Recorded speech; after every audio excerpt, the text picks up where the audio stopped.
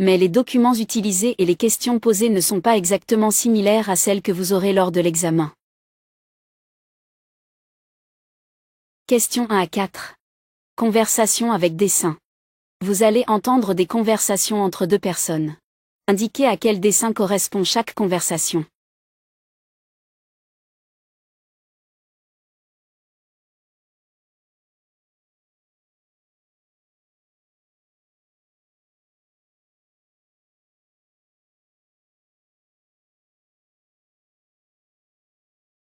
Conversation 1. Qu'est-ce qu'on offre à Jacques pour son départ? Sylvie voudrait qu'on lui offre un cadeau. Franchement, ce serait trop compliqué de choisir un cadeau qui lui plaise. À mon avis, on devrait plutôt faire une cagnotte.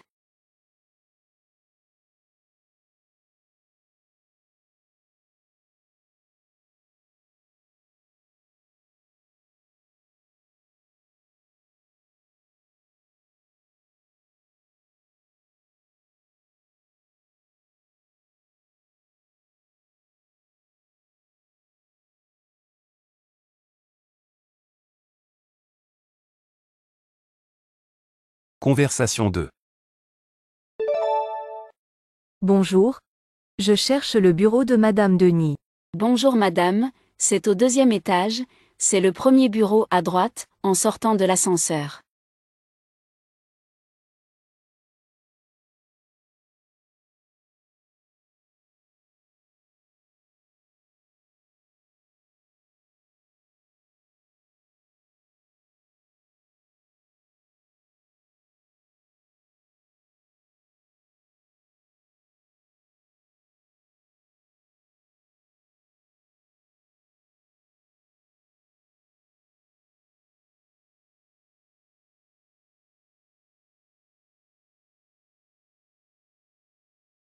Conversation 3.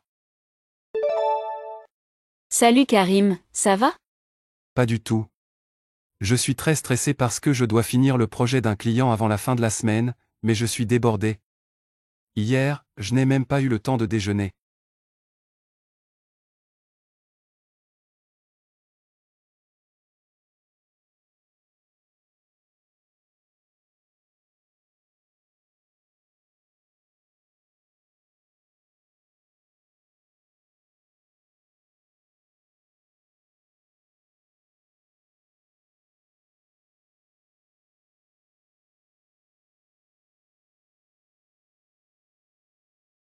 Conversation 4.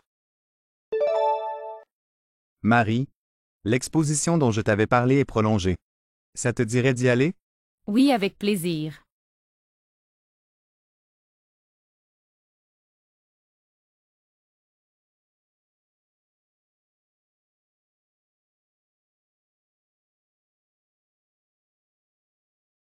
Question 5 à 8.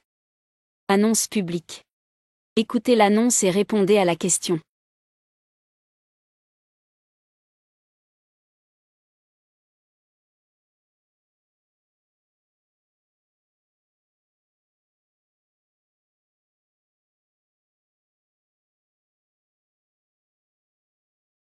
Annonce 1. Votre attention s'il vous plaît, le train à destination de Nancy, départ prévu à 16h15, partira voie 5. Les voyageurs sont invités à monter à bord.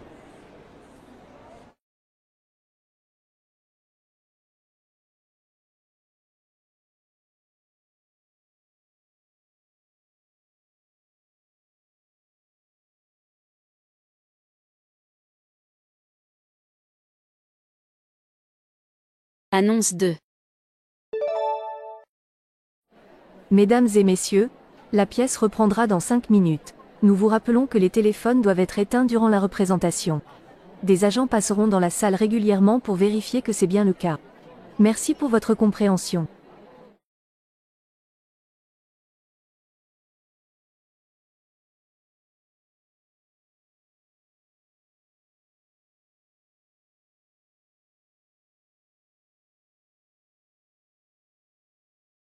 Annonce 3. Chers clients, chères clientes, vous n'avez plus que quelques heures pour profiter de réductions exceptionnelles au rayon boucherie. Les cuisses de poulet et les côtes de porc sont à moins 50%. Ne ratez pas cette aubaine. Rendez-vous au rayon boucherie.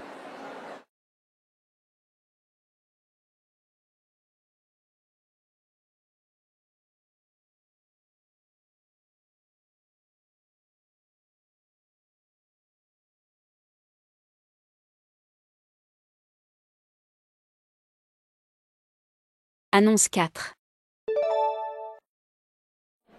Bienvenue au salon Immigration Emploi Canada. Il reste des places pour la conférence Travailleurs qualifiés. Dans quelle province immigrer? Rendez-vous au chapiteau 18.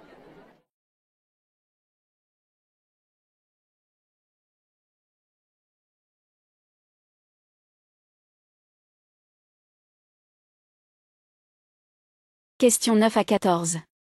Message sur répondeur téléphonique.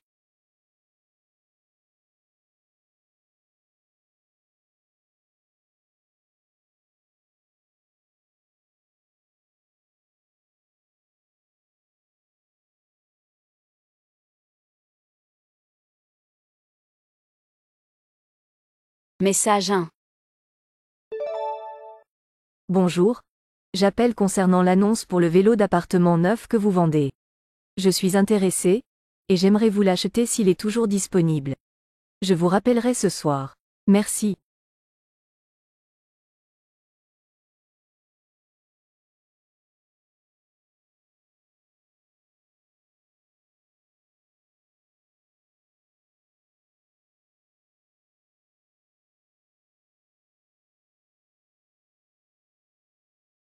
Message 2. Salut Lila, c'est Marie. Mes parents partent en week-end vendredi soir, donc j'aurai la maison jusqu'à dimanche soir. Ça te dit de venir? Je vais aussi prévenir Sophia et Lucien. Je te rappelle ce soir, ciao.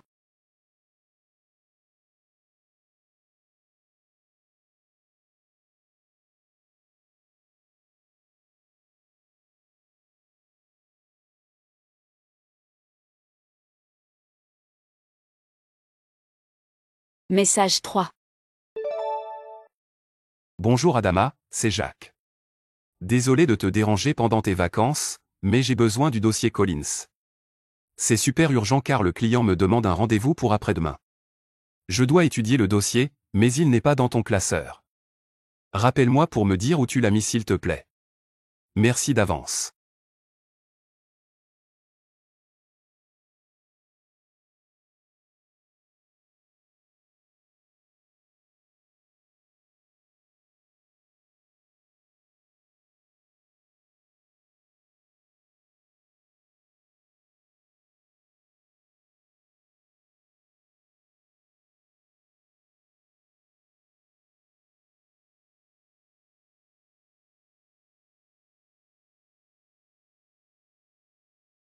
Message 4. Bonjour Madame Mourad, ici Laura de l'Alliance française de Montréal. J'ai regardé votre test de français, et votre niveau vous permet d'entrer directement dans le groupe B2. La session intensive de préparation au TEF commence dans une semaine. Rappelez-moi rapidement pour finaliser votre inscription. Merci.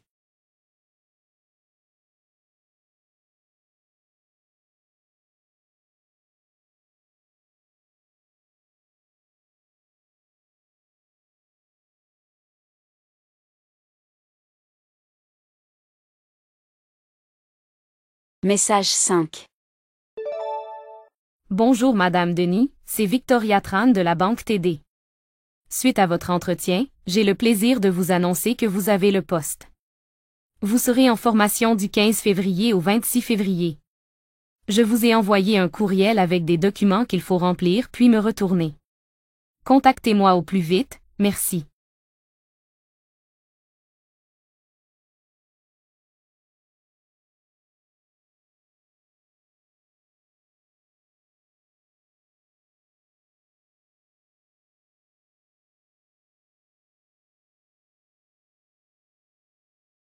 Message 6. Bonjour Monsieur Courbier, ici Laurent Malunga. Mon ami Ali m'a donné votre numéro. Je me prépare à l'examen du TEF pour immigrer au Canada. Est-ce que vous auriez une place disponible?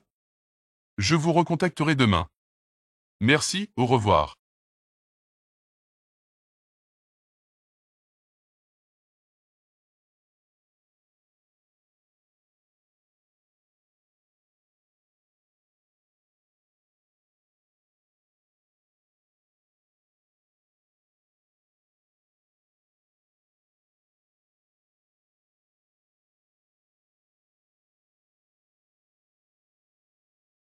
Question 15 à 20.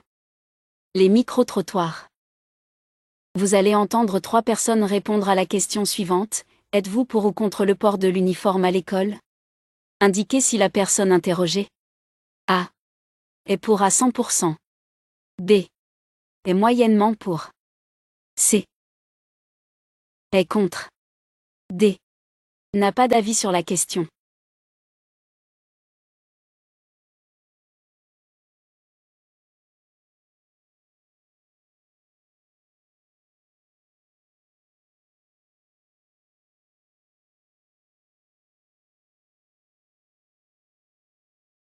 Personne 1.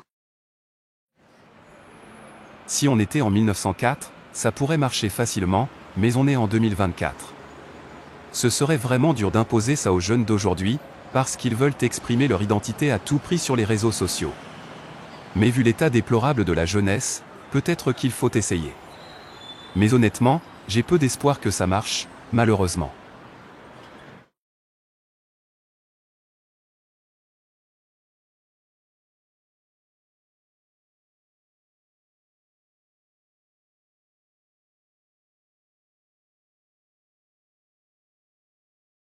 Personne 2.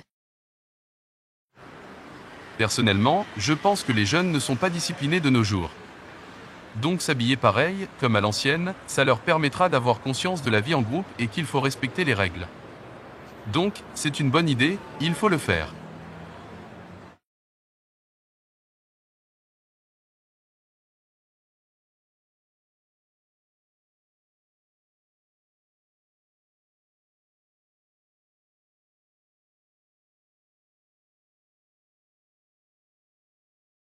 Personne 3.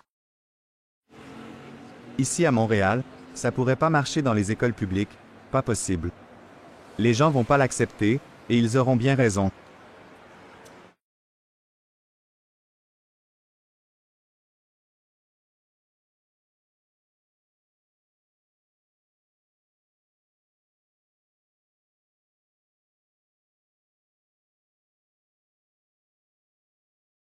Vous allez entendre 3 personnes répondre à la question suivante. Auriez-vous envie de quitter la France? Indiquez si la personne interrogée A. En aurait très envie. B. En aurait un peu envie. C.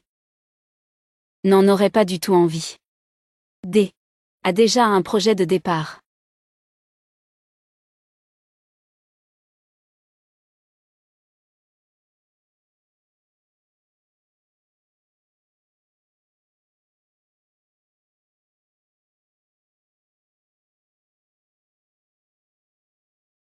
Personne 1.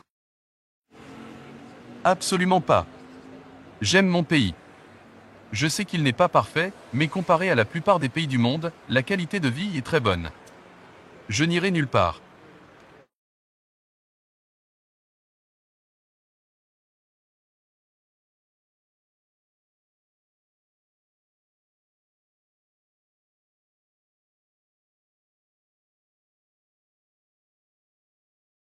Personne 2. Je suis mitigée. En fait, je ne désire pas partir à tout prix, et puis comme on dit, l'herbe n'est pas plus verte ailleurs. Mais si j'en ai l'occasion, je le ferai peut-être.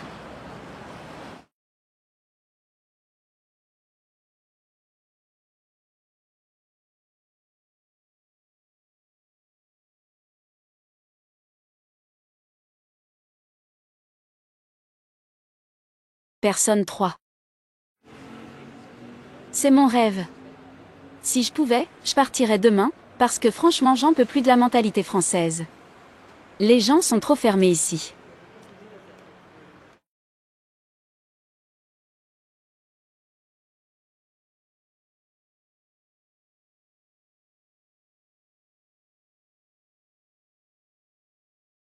Question 21-22.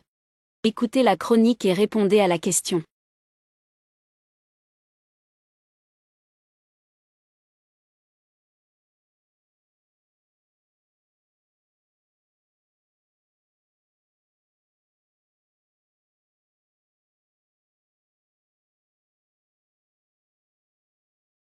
Chronique 1. Aujourd'hui, nous mettons en lumière l'association Agir pour un avenir vert, qui s'engage passionnément pour l'environnement en Martinique. Au cœur de leurs efforts se trouve le recyclage, une pratique cruciale pour la préservation de notre écosystème. Cette association, composée de bénévoles dévoués, sensibilise la population martiniquaise à l'importance de trier et de recycler nos déchets. Leurs actions ne se limitent pas au ramassage des déchets, mais s'étendent également à l'éducation environnementale dans les écoles et les communautés locales. Leur objectif, créer une Martinique plus propre et plus durable pour les générations futures. Agir pour un avenir vert, incarne l'espoir et l'engagement envers un avenir meilleur.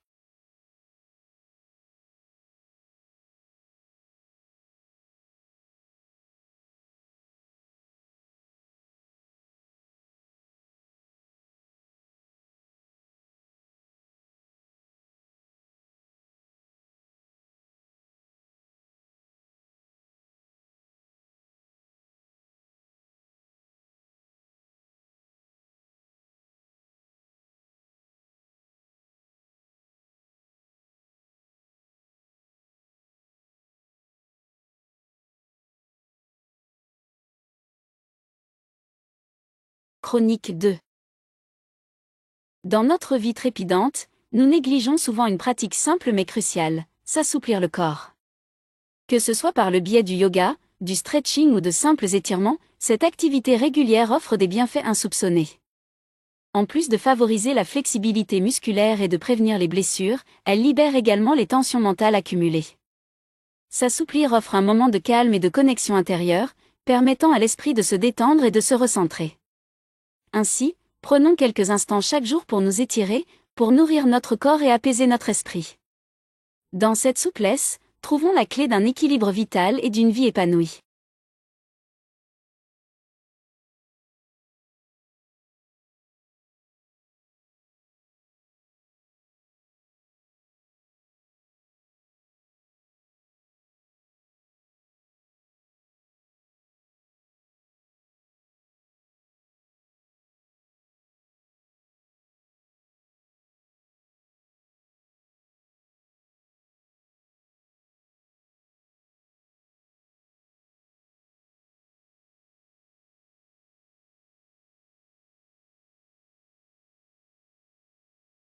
Lisez les questions.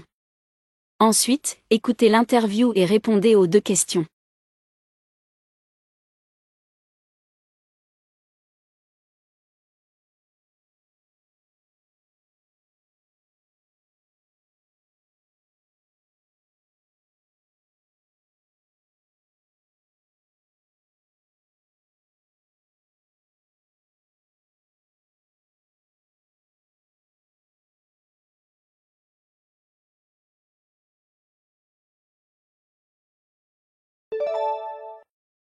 Je suis avec le représentant du syndicat Force Travailleuse, Gérard Domé. Bonjour Monsieur Domé. Bonjour, merci de me recevoir. Pouvez-vous nous expliquer les raisons de ce mouvement de grève? Bien sûr, nous protestons contre les conditions de travail précaires et les bas salaires dans notre industrie. C'est une situation préoccupante, surtout lorsque l'on considère l'importance des travailleurs dans votre secteur. Pensez-vous que la direction soit disposée à négocier? Malheureusement, jusqu'à présent, les discussions ont été peu fructueuses. Nous espérons que cette grève attirera leur attention sur nos revendications. Comment envisagez-vous l'avenir de ce mouvement? Nous resterons déterminés jusqu'à ce que nos demandes soient entendues. Nous sommes prêts à continuer la lutte aussi longtemps qu'il le faudra pour obtenir justice pour les travailleurs de notre industrie.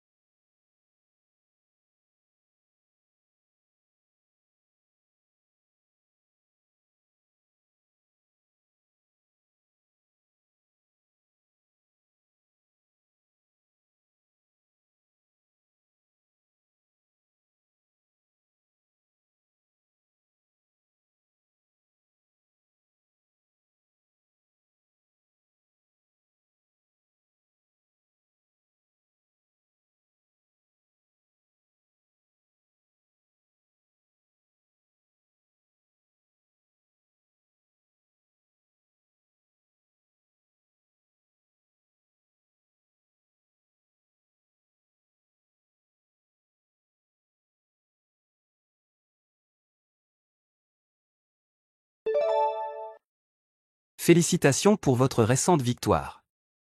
Pouvez-vous nous dire ce que cela représente pour vous? Merci beaucoup.